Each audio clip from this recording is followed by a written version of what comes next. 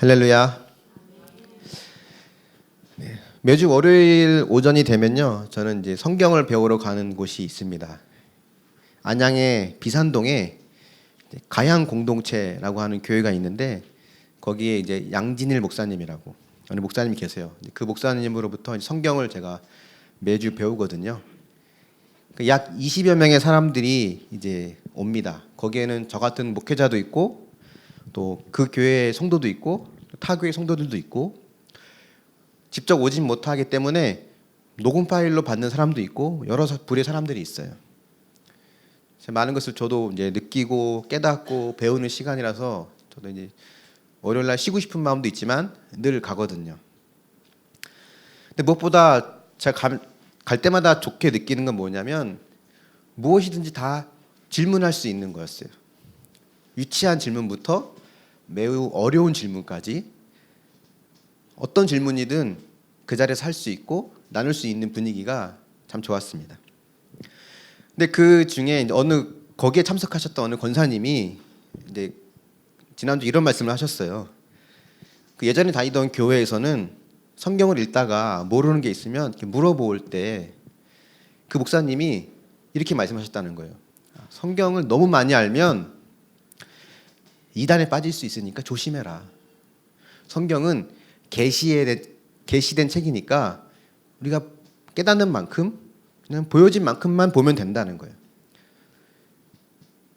그러니까 질문도 할 수 없고 그냥 가르쳐주는 대로만 무조건 믿고 따라와라.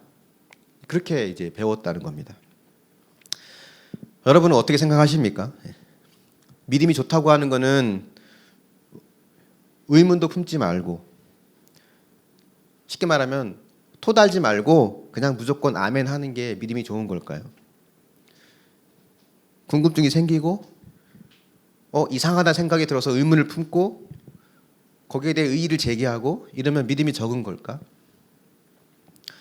사실 신앙생활을 하면서 또 말씀을 보면서 여러 가지 의문이 드는 것은 사실 당연한 겁니다. 한 번도 나는 성경을 볼 때마다 의문을 가져본 적 없고 다 믿어지더라, 다 이해되더라 라고 한다면 둘 중 하나 같아요. 성경을 자세히 안 봤거나 아니면 별 생각 없이 봤거나. 여러분 중에 이런 생각 안 해보셨습니까? 하나님이 왜 선악과를 만드셨을까? 그냥 안 만들면 아무 문제 없을 텐데 굳이 만드셔가지고 그걸 꼭 아담과 하와가 먹게 하셨을까? 세상의 모든 것이 하나님의 계획과 뜻대로 되는 거라면 우리 인생은 어차피 다 짜여진 각본대로 되어지는 거 아닐까? 하나님의 사랑이신데 어떻게 그 무서운 지옥을 만드시고 거기서 영원히 고통받는 사람들을 지켜만 보실까? 예수님을 한 번도 안 들어본 사람들, 복음을 한 번도 들어보지 못한 사람들, 아이들도 스스로 질문하는 그 이순신 세종대왕은 구원 받았냐는 것들. 세상에 이런 수많은 악이 있는데 왜 하나님 침묵하시지? 왜 우리의 고통을 모른 척 하시지? 라고 하는 이런 질문들, 생각거리들이 여러분 신앙생활 하면서 수없이 찾아오지 않습니까? 특별히 우리나라에서 신앙생활 할 때는요, 이런 질문할 수 있는 것들이 너무 많아요. 남북 간의 분당 상황, 세계 유일의 분당 국가죠. 또 여러 이념들끼리의 갈등들이 있죠. 이해할 수 없는 세월호 같은 사건들도 있었죠. 또 내 삶 속에 찾아오는 여러 가지 사건들, 왜 하필 나에게? 라고 하는 질문이 나올 수 있는 여러 일들이 있을 때마다 우리는 생각하게 됩니다. 때로 의문을 던져보게 돼요. 오늘은 성탄절 스토리에서 빼놓을 수 없는 인물 중에 하나인 마리아를 좀 보려고 합니다. 하나님이 우리에게 찾아오신 날이 성탄절이잖아요. 크리스마스. 그럼 이 오신 주님을 우리가 어떻게 맞아들여야 되고 어떻게 우리 받아들일 수 있는지를 한번 마리아의 모습을 통해서 좀 엿보려고 하는 거예요. 먼저 우리 26절부터 28절까지 성경 말씀 한번 같이 읽어보겠습니다. 시작. 여섯째 달에 천사 가브리엘이 하나님의 보내심을 받아 갈릴리 나사렛이란 동네에 가서 다윗의 자손 요셉이라 하는 사람과 약혼한 처녀에게 이르니 그 처녀의 이름은 마리아라. 그에게 들어가 이르되 은혜를 받은 자여 평안할지어다. 주께서 너와 함께 하시도다 하니. 여기 26절에 보면 여섯째 딸이 나오는데 이 여섯째 딸은 그 앞에 보면 세례 요한이 어머니 뱃속에 생겨난 사건이 나오거든요. 세례 요한의 어머니 엘리사벳 뱃속에 천사가 이제 이야기를 해줍니다. 이제 아이가 있을 거라고. 그 일이 있고 6개월이 지난 후, 그러니까 천사 가브리엘이 나타나서 이제 그런 이야기하고 이제 27절에 보니까 마리아를 소개하는 말이 나와요. 뭐라고 소개하냐면 다윗의 자손 요셉이라는 사람과 약혼한 처녀라고 했습니다. 지난주에 잠깐 말씀드렸던 것처럼 이 당시 마리아의 나이가 몇 살이라고 기억나십니까? 이 당시 여인들이 약혼을 하는 나이대가 여성들이 초경하는 나이라고 그랬잖아요. 그래서 보통 14살, 15살 요때 이 무렵에 보통 약혼을 합니다. 지금 우리 시대로 생각하면 뭐 길거리에 교복 입고 다니는 중학교 1학년, 2학년 아이들, 이 아이들이 뭐 약혼하고 좀 한 2년 있다가 결혼하고 아이를 낳고, 좀 우리가 생각하기에는 좀 말이 안 되는 것 같지만 사실 우리나라도요 굳이 그리 오래지 않아 얼마 전에는 또 그랬어요. 우리도 마찬가지였습니다. 그러니까 조선 말기 때까지만 해도 보통 결혼하는 나이가 16, 17 보통 이때 결혼을 많이 했습니다. 춘향전에 춘향이가 몇 살인지 혹시 아세요? 변학도의 수청 들라는 변옥달을 거부하고 이몽룡과의 정절을 지키는 그 춘향이 나이가 16입니다. 물론 이제 실존 인물이 아니라 소설의 가상 인물이긴 하지만 그 당시 그 결혼할 수 있는 여성의 나이 때 우리가 좀 가늠해 볼 수 있죠. 좀 4.19 민주항쟁이 있을 때 그 민주항쟁의 주도자가 누군지 아십니까? 뭐 대학생 어른이 아니에요. 중학생, 고등학생들이었고요. 또 심지어는 초등학생도 있었습니다. 그러니까 나이라고 하는 거는 시대와 문화에 따라서 그 사람의 성숙함이 좀 다르게 나타납니다. 마리아가 살던 이 당시 그 나이를 지금 현재 우리가 이해할 수 있는 나이로 전환한다면 보통 곱하기 2를 하면 된다고 해요. 당시 마리아 나이를 지금의 나이로 전환해서 우리가 인식해 보면 그냥 28에서 30세 뭐 그 정도 나이일 거라고 생각을 합니다. 그런 마리아에게 천사가 나타나서 이제 인사말을 건네죠. 여기에 대한 마리아의 반응이 나오는데요. 29절 말씀 같이 읽어보겠습니다. 29절 시작. 처녀가 그 말을 듣고 놀라 이런 인사가 어찌함인가 생각하며. 여러분, 천사가 나타나서 말을 걸었다고 하는 것은 일반적인 일은 아니에요.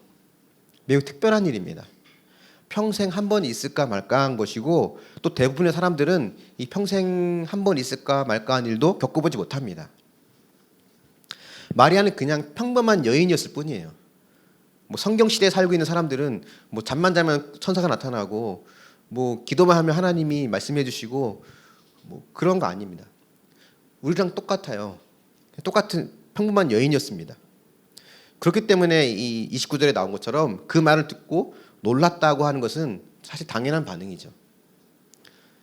근데 그 뒤에 나오는 이런 인사가 어찌함인가라고 생각했다라는 단어가 중요합니다.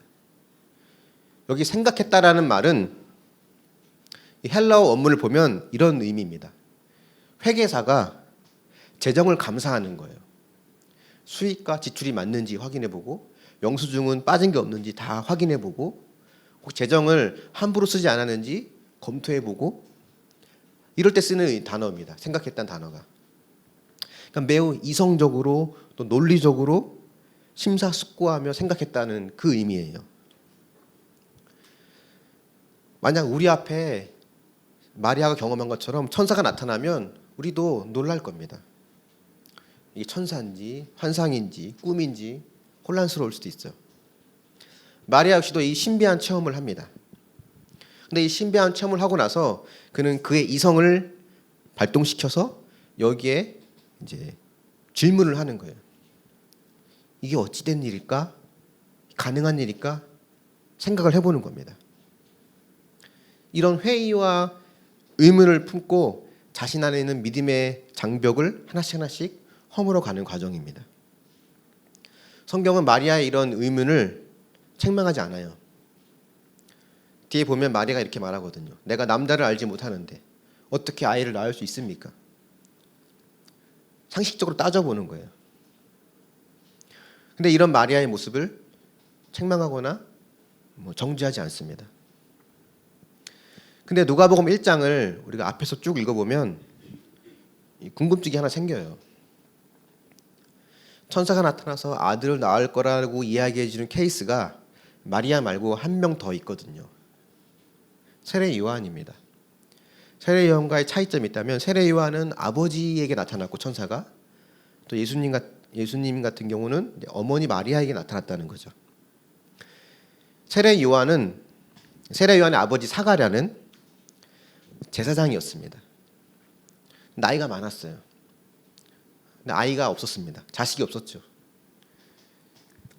그때는 제사장들이 제사를 집례하는데 순서에 따라서 이제 뽑힌 사람은 그 해의 대제사장이 됩니다. 그럼 지성소에 들어가서 분향을 하고 제사 업무를 담당하죠. 사가랴가 그렇게 분향하고 있을 때 백성들은 기도하고 있고 그때 천사가 나타난 거예요. 천사가 나타나서 이렇게 이야기합니다. 13절 말씀 한번 보여주실래요? 네. 같이 읽어보겠습니다. 시작. 천사가 그에게 이르되 사가랴여 무서워하지 말라. 너의 간구함이 들린지라. 내 아내 엘리사벳이 내게 아들을 낳아 주리니 그 이름을 요한이라 하라. 마리아랑 상황이 비슷해요. 천사가 나타나서 무서워하지 말라. 내가 아들 낳을 거다라고 말했습니다. 마리아에게도 비슷하게 이야기 나타났죠. 이런 이야기를 들은 사가랴의 반응이 18절에 나옵니다. 같이 보겠습니다. 시작. 사가랴가 천사에게 이르되 내가 이것을 어떻게 알리오? 내가 늙고 아내도 나이가 많으니이다. 사가랴가 지금 이성적으로 지금 회의를 갖는 거예요. 이게 어떻게 가능하냐는 거죠. 내가 늙고 아내도 나이가 많은데. 마리아가 했던 말과 비슷합니다. 마리아도 내가 남자를 알지 못하는데 어떻게 아이를 낳습니까? 라는 그런 질문과 비슷한 질문을 해요. 상식적으로 내가 지금 나이가 이렇게 많고 아내도 아이를 낳을 때는 이미 지났는데 가능하겠냐? 근데 마리아의 반응과는 달리 이 사가랴의 반응에서는 성경이 부정적으로 이야기합니다. 천사가 이 말을 듣고 뭐라고 말하냐면 보라, 이 일이 되는 날까지 너는 말 못하는 자가 될 것이다. 왜냐하면 네가 내 말을 믿지 않았기 때문이다 라는 거예요. 왜 똑같이 반문하고 회의를 가졌는데 마리아에게는 아무런 말씀이 없었지만 왜 사가랴에게는 이런 부정적인 반응이 나왔을까? 여러 가지 이유가 있겠지만 첫 번째 이유는 이거 같습니다. 사가랴는 제사장이잖아요. 제사장은 영적인 지식이 많은 사람입니다. 더 많이 아는 사람은 더 무거운 책임을 요구받게 되어 있습니다. 교회 안에 여러 직분들이 있죠. 목사가 있고 장로가 있고 권사 있고 집사 있고 여러 가지가 있습니다. 이것은 계급은 아니에요. 높고 낮음을 뜻하지는 않습니다. 하지만 하나님께서 각자에게 주시는 요구하시는 거룩한 부담이 있습니다. 책임이 달라요. 새신자가 말 실수하는 거랑 목회자가 말 실수하는 거랑은 달라요. 새신자가 바람피는 거랑 목회자가 바람피는 거랑 더 용서해 줄 게 있고 징계를 내릴 게 있거든요. 요구되는 책임이 다릅니다. 사가랴는 제사장이었어요. 그렇기 때문에 제사장의 이 불신앙적인 회의를 책망하신 거죠. 또 하나가 있다면 이 사가랴의 회의와 이 의문은 다친 마음으로부터 나온 거라고 볼 수 있습니다. 의심하고 회의한다고 해서 다 같은 게 아니에요. 열린 마음으로 가급적이면 순종하고 따라가고자 하는 마음에 갖는 회의와 의심이 있고, 또 어떤 것은 내 생각과 경험을 고집하면서 거부하려고 하는 다친 마음으로 나오는 의심과 회의가 있습니다. 사가랴는 자신의 생각과 경험을 고집하면서 믿지 않으려고 하는 그런 불신앙에서 나온 다친 마음에서 나온 그런 회의였습니다. 다시 마리아 이야기로 돌아오면, 마리아가 천사가 나타난 걸 보고 처음부터 아멘, 주여 말씀하소서, 종이 듣겠나이다 이러지 않았다는 거예요. 믿음에는 각각 단계가 있습니다. 어찌 보면 이 평범한 여인에 불과한 마리아가 처음부터 아멘 하면서 말씀하십시오, 제가 순종하겠습니다라고 했다면 오히려 그게 더 이상했을 수도 있어요. 사람마다 믿음의 성장 속도가 다릅니다. 그죠? 어떤 사람은 갑작스럽게 믿음이 커지기도 하고, 어떤 사람은 믿음이 천천히 자라기도 해요. 그래서 먼저 된 자가 나중되기도 하고, 나중된 자가 먼저 되기도 합니다. 각 사람을 다루시는 하나님의 그 방식은 획일적이지 않아요. 다릅니다. 각 사람에 맞게 다루십니다. 근데 오늘 여기 나타난 마리아의 첫 번째 반응은 뭐였냐면 의심과 회의였어요. 이게 어찌 된 일인가?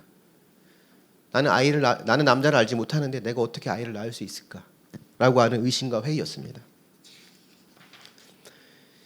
두 번째 반응을 보기 원하는데요. 34절 말씀 한번 같이 읽어보겠습니다. 시작. 마리아가 천사에게 말하되 나는 남자를 알지 못하니 어찌 이 일이 있으리이까? 천사가 마리아에게 성령으로 잉태돼서 네가 아들을 낳을 거다라고 하니까 마리아가 어찌 일이 있으리까라고 지금 반문하거든요. 이 반문의 말은 마리아가 지금 매우 정중하게 자신의 마음을 표현한 겁니다. 마리아가 하고 싶은 말은 이거예요. 이 일은 불가능한 일인 것 같습니다. 그 말을 하는 거예요. 남자를 알지 못하니 어찌 일이 있으리까? 저는 남자를 알지 못하기 때문에 이건 불가능합니다. 상식적으로. 그 말을 정중하게 이야기하는 겁니다. 남자를 안다라고 하는 이 안다란 단어는, 히브리어의 안다란 단어는 부부간에 잠자리를 같이 하는 관계를 말할 때 쓰거든요. 그 정도로 서로의 깊숙한 모든 면을 잘 안다는 걸 말해요. 그러니까 마리아가 이렇게 말하는 겁니다. 나는 남자와 관계를 가져본 적이 없는데 어떻게 아들을 낳을 수 있겠습니까? 이건 상식적으로 불가능한 일입니다. 라고 말을 하고, 근데 이어지는 마리아의 반응이 중요합니다. 그걸 받아들여요. 마지막 절에 보면 주의 말씀대로 이루어지이다. 이건 말도 안 되는 일입니다. 상식적으로 아이를 내가 갖는 것은 불가능합니다 라고 대화를 끝내지 않고, 그럼에도 불구하고 열린 마음으로 말씀대로 내게 이루어지이다라는 고백을 하는 겁니다. 이 고백속에 담긴 마리아의 마음을 우리가 좀 볼 필요가 있는데요. 마리아는 지금도 이 상황이 이해가 안 되는 거예요. 어떻게 남자를 모르는 내가 아이를 낳는다는 거지? 가브리엘이 설명을 해주긴 해줬어요. 야, 네 친족 엘리사벳을 봐라. 거기 나이가 많지만 아이를 가지지 않았냐? 하나님이 하시는 일에 불가능한 일이 없다. 이렇게 마리아에게 설명을 해줍니다. 근데 그래도 마리아가 이해 못해요. 왜냐하면 그래도 거기는 나이가 많긴 했지만 결혼한 부부잖아요. 확률이 낮다는 거지 아예 불가능한 일은 아니거든요. 근데 마리아 같은 경우는 완전히 불가능한 일입니다. 이해하지 못해요. 그래서 이해하지 못하는 게 사실은 당연한 겁니다. 그리고 이 일이 흔한 일이 아니에요. 이전에 인류 역사상 결혼도 하지 않은, 남자를 알지 못하는 처녀의 몸에서 아이가 생긴 것은 단 한 번도 없었어요. 이사야 7장에 이런 예언이 있습니다. 처녀가 잉태하여 아들을 낳으리니 그 이름을 임마누엘이라 하리라. 이 이사야 7장의 예언은 그 당시 유대인들이 이걸 받아볼 때에는 동정녀 한 여인의 몸에서, 처녀의 몸에서 아이가 태어날 거고 그 아이가 우리를 구원하실 메시아구나, 이렇게 받아들이지 않았어요. 그들이 받아들일 때에는 이 처녀라고 하는 히브리 단어는 여인이란 말도 있거든요. 그러니까 어느 여인이 아이를 낳으면 그 여인의 이름이 임마누엘, 임마누엘이 하나님이 우리와 함께 하시다는 뜻이잖아요. 하나님이 그 아이를 통해서, 그 한 사람을 통해서 우리와 함께 하시구나 라는 식으로 그들은 이해했습니다. 그러니까 마리아의 고백, 남자를 알지 못하니 어찌 일이 있으리까, 이건 불가능하다는 말은 마리아로서 충분히 할 수 있는 말입니다. 근데 그 다음 고백이 중요해요. 38절인가요? 거기 나온 고백이 보면 말씀대로 내게 이루어질 것이다. 내가 무슨 뜻인지 모르겠습니다만, 가브리엘이 하는 이야기가 뭘 의미하는지는 모르겠습니다만 내가 하나님의 말씀인 줄 믿고 순종하고 따르겠습니다라는 그런 고백입니다. 우리가 하나님의 뜻을 다 이해하는 건 불가능해요. 불가능합니다. 때론 의심도 들고요. 때론 회의도 찾아옵니다. 때론 답답해요. 내가 하나님 뜻을 알면 순종할 수 있을 것 같아요. 근데 하나님 뜻을 모르겠어요, 도저히. 제가 개척할 때 그런 마음이 있었거든요. 개척할 때 하나님 보내신 곳이면 어디든 가겠습니다. 하나님 인도하심 속에 이곳에 교회를 개척했잖아요. 그리고 이제 3년 반이 지나고 있는데 처음 걸었던 현수막 여러분 기억나시죠? 지금은 떨어졌지만 힘들면 이야기해요. 아프면 같이 울어요. 그때 정말 힘들고 아픈 사람들이 왔어요. 아이들도 그렇고 특별한 아이들이 오지 않았습니까? 때론 그런 생각이 들더군요.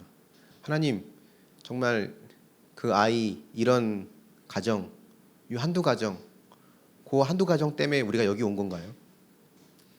석수교에서 우리가 같이 개척하면서 오기로 한 그 집사님 권사님들 다 그래도 교회에서 한가닥 하시는 분들인데 그분들이 요 아이 하나, 한 가정 때문에 여기 오게 된 건가요? 하나님, 그렇다면 그게 우리가 여기 있는 이유가 그거라면 하나님 기쁘게 감당하겠습니다. 그거라면 말씀해 주세요. 뭐 이렇게 수없이 기도해도 하나님 아시잖아요. 하나님도 곤란할 때는 말씀 안 하세요, 잘. 그러니까 이해하면 따라갈 수 있거든요. 근데 이해 안 될 때가 많아요. 그럴 때 우리가 어떻게 해야 될까? 마리아가 우리에게 그 길을 제시해 주는 겁니다. 분명하게 길이 보이지 않고 때론 두렵고 불안하고 의구심이 들어도 하나님의 말씀이라 생각이 되면 순종하고 신뢰하는 겁니다. 그래야 그 다음 전진할 발판이 생겨요.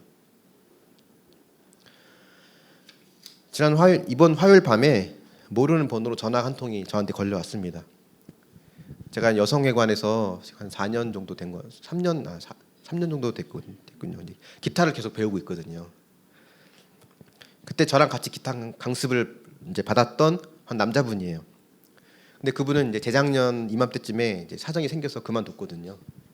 그 2년 동안 통 연락이 없었습니다. 저는 그분 연락처도 모르고, 근데 그분이 어떻게 제 연락처를 알고 있었나 봐요. 전화가 왔어요. 받아봤더니 뭐 대화를 하고 싶다고 그래서 교회로 불렀습니다. 술도 약간 한잔 했더라고요. 얘기 들어보니까 최근에 아버지가 돌아가셔서 장례를 마친 지가 얼마 안 됐고, 아버님은 이제 교회를 다니셔가지고 그 교회에서 장례를 집례해줬다고 합니다. 어머니는 치매가 심하셔서 그 어머니를 그동안 아버지가 잘 모셨는데 돌봐주셨는데 아버지가 돌아가시니까 자녀들이 치매가 심한 어머니를 돌보기가 쉽지 않아서 시설로 모셔야 될 상황이 된 거예요. 뭐 이런 여러저런 복잡한 상황들이 있으니까 마음이 심란했는지 이제 저한테 연락이 한 2년 만에 연락이 와서 이제 찾아왔더라고요. 그러면서 장례를 집례하면서 그 집례하신 목사님이 좋은 말씀도 많이 해주시고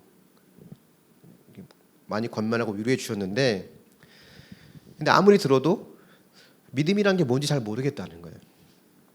내 마음속에 예수님이 계신 것 같긴 한데, 근데 종교를 갖고 싶진 않고, 믿음이란 게 뭔지 이런 게 잘 알면 내가 이제 교회를 다니고 신앙생활 할 텐데 잘 모르겠으니까 선뜻 교회를 다니고 싶지 않고, 이런 마음 혹시 여러분 이해되시나요? 이해되세요? 그런 마음이 있다고 하더라고요.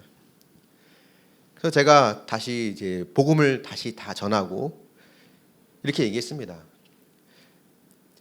다 이해하고 믿는 사람은 없습니다.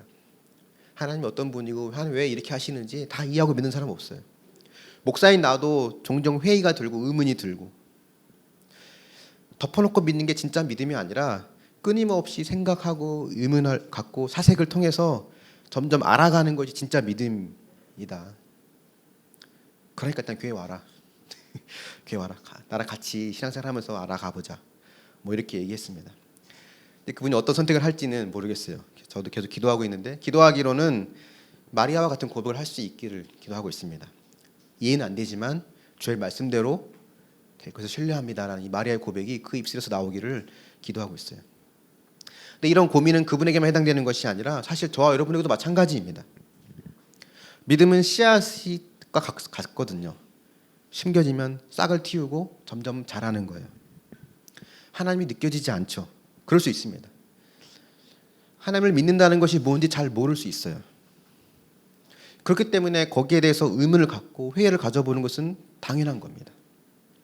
단 그 마음에 열린 마음으로 내가 순복하고 신뢰하고자 하는 마음을 가지고 찾아 나서야 되는 겁니다. 여러분 묵상해 보십시오. 한번 점검해 보세요. 말씀대로 믿고 순종하는 것을 가로막고 있는 내 안에 의심과 두려움은 무엇이 있습니까? 그 의심이나 두려움을 통해서 하나님을 더 알기 원하십니까? 아니면 하나님을 알기를 원치 않게 됩니까? 마리아의 마지막 세 번째 단계를 보려면 이제 세례 요한을 잉태했던 사촌 엘리사벳을 찾아가는 방문한 사건을 봐야 됩니다. 누가복음 1장 41, 42절 말씀도 한번 보시겠습니다. 같이 보겠습니다. 시작. 엘리사벳이 마리아가 문안함을 들으매 아이가 복중에서 뛰노는지라. 엘리사벳이 성령의 충만함을 받아 큰 소리로 불러 이르되 여자 중에 내가 복이 있으며 내 태중의 아이도 복이 있도다. 여기 엘리사벳은 세례 요한을 뱃속에 품은 엄마입니다. 제사장의 아내여서 그런지 몰라도 영적으로 민감했던 것 같아요. 아기 예수를 품은 마리아가 방문하니까 엘리사벳 뱃속에 있던 세례 요한이 크게 태동을 했나 봅니다. 근데 뱃속에 아이가 뛰어논다라고 말을 해요. 근데 마리아가 이 엘리사벳의 집에 방문한 이유는 천사의 말을 들었기 때문이거든요. 네 사촌 엘리사벳도 나이가 많지만 아이를 가졌다. 하나님께 능하지 못한 일은 없다라는 말을 듣고 천사와 만난 직후에 곧바로 여기로 갑니다. 이때까지만 해도 엘리사벳이 천사의 말이 이해되지 않았어요. 아무리 그래도 남자를 모르는 내가 어떻게 아이를 가지냐는 거였어요. 근데 방문하고 나니까 엘리사벳이 성령이 충만해서 마리아를 보고는 네 뱃속의 아이가 복이 있다 라고 말을 합니다. 이 마리아 입장에서 한번 생각해 보자는 거예요. 갑작스럽게 천사가 나타나서 말도 안 되는 이야기를 하고 사라졌습니다. 애가 갑자기 생긴다는 거예요. 이해가 되지 않습니다. 처녀의 몸에 아이가 생긴다는 것은 그 당시 율법대로라면 돌에 맞아 죽을 수도 있는 위험한 상황이었습니다. 그래도 이걸 믿음으로 받아들이기로 했어요. 하지만 아직 마음까지 받아들인 건 아니에요. 이해되지 않지만 의지적으로 받아들이려 한 겁니다. 그리고는 엘리사벳의 집에 갔어요. 근데 엘리사벳이 마리아를 보자마자 너의 뱃속에 아이는 복이 있다라고 성령 충만해서 말을 하니까 마리아는 그 말을 듣고야 비로소 천사의 말이 사실이라고 하는 것을 믿게 됩니다. 그리고는 그 모든 말씀에 그전까지는 의지로만 들었던 모든 것을 이제는 자신의 마음과 감정까지 다 들여서 인정하게 되고 순복하게 됩니다. 이 42절 이후에 마리아의 찬양이 계속 나오거든요. 마리아의 노래가 나옵니다. 그래서 그전까지는 의지로만 순복했다면 이제는 마음까지 기쁘게 자기를 드리는 것으로 순종할 수 있게 되는 거예요. 이게 세 번째 믿음의 반응이거든요. 지적인 동의와 의지를 뛰어넘어서 이제는 마음까지 기쁘게 드리는 단계. 그러니까 믿음이라고 하는 거는 우리의 지, 정, 의, 전인격적인 순종을 요구합니다. 여러분 한번 점검해 보십시오. 여러분의 믿음의 단계는 1, 2, 3단계 중에 어느 단계에 있습니까? 어떤 부분은 1단계에 머물러 있을 수 있어요. 여전히 회의와 의심이 드는 부분이 있고, 어떤 부분은 2단계에 머물러 있을 수 있습니다. 또 어떤 부분은 3단계까지 내 감정과 기쁨까지 다 내어드리는 그런 믿음으로 도달할 수 있습니다. 여러분, 어떤 부분이 여러분 삶 속에서 믿음으로 받아들이기에 힘드십니까? 오늘 말씀의 결론을 맺어보겠습니다. 믿음의 과정을 제가 1, 2, 3단계로 도식화해 설명했지만 사실 믿음이라는 게 이렇게 단순하지 않아요. 복잡합니다. 이 과정이 매우 길고 복잡합니다. 근데 이런 믿음이라는 이 사건을 믿음을 우리가 돌아볼 때는 우리가 먼저 기억할 게 있는데, 이 믿음은 우리 스스로 결심하고 결단해서 되어지는 것은 아니라는 겁니다. 결심해서 되어지는 거면 우리가 수없이 결심했죠. 내가 통제할 수 있는 영역이 아니에요. 왜냐하면 우리 안에는 스스로 믿음을 나타낼 수 있는 능력이 없습니다. 올해는 내가 1단계에 머물러 있으니까 내년에는 2단계까지 내 믿음을 성장시키고 후년에는 3단계까지 가야겠다. 우리 자녀들, 또 우리 주일학교 아이들, 올해는 1단계에 있으니까 내년 2단계, 그 다음 3단계까지 내가 끌어올려야겠다.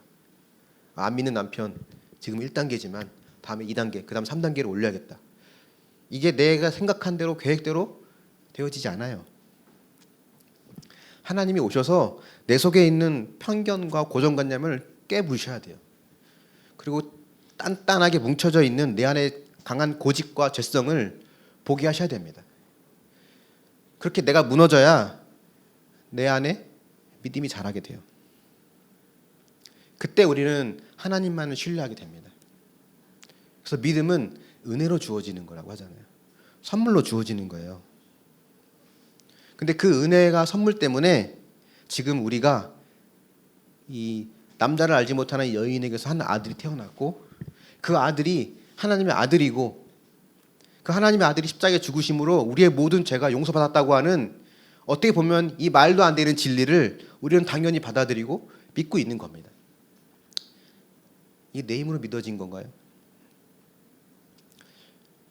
그렇기 때문에 우리 인생의 가장 큰 기적은 마리아처럼 천사가 나타난 것이 아니라 내가 그리스도인이 되었다는 것, 내가 하나님을 믿고 있다고 하는 것, 이게 가장 큰 기적입니다. 누가복음 1장 48, 49절에 보면 마리아가 이렇게 고백해요. 능하신 이가 큰 일을 내게 행하셨으니. 내게 행하셨으니. 우리도 동일한 고백을 합니다. 이 큰 일을 하나님이 내게 행하셨어요. 나를 예수 믿게 한 것이 하나님 내게 주신 가장 큰 기적입니다. 우리 이 고백을 하게 됩니다. 우리 이런 고백, 우리가 믿음의 1단계, 아까 보였던 것처럼 의심과 회의가 될 때는 하나님 왜 나입니까? 왜 하필 나입니까? 이런 고백을 하거든요. 근데 이제 우리가 3단계까지 드릴 수 있는, 내 마음까지 드리는 믿음의 단계에 도달하면 왜 하필 나입니까? 라는 질문이 왜 나 같은 자에게까지 하나님 나를 사랑하십니까? 라는 마음으로 바뀌게 됩니다. 영어로 표현하면 똑같거든요. Why me? 어떤 때는 왜 하필 나입니까? 의 why me가 이제는 나 같은 자에게까지 하나님 이렇게 사랑하십니까? 라는 why me로 바뀌게 됩니다. 성탄절을 앞두고 우리가 나 같은 자에게까지라고 하는 이런 why me의 고백으로 하나님께 나아가고, 때로는 수없이 회의와 의심과 또 때로는 넘어지기를 반복하는 연약한 모습이지만 주님께 순종하고 나아가자는 마음으로 나아갈 때 주님께서 우리에게 믿음의 선물을 주시고 그 믿음으로 주 앞에 굳건히 서어가는 저와 여러분이 될 수 있기를 예수님의 이름으로 축원합니다. 아멘. 우리 함께 자리에 나셔서 함께